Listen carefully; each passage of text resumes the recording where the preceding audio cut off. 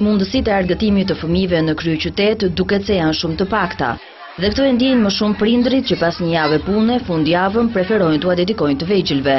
Për këtë arsye, Qendra Kristal ka hapur dyert e sallës së kinemas për fëmijët e vegjël, duke improvisuar përralla me personazhe real.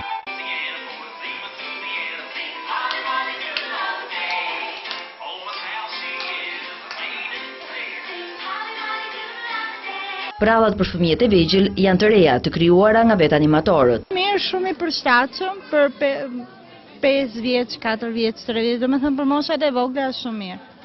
Një alternativë tjetër përveç teatrit të kukullave të Tiranës, edhe cirkut nuk duket sikur ka ndonjë.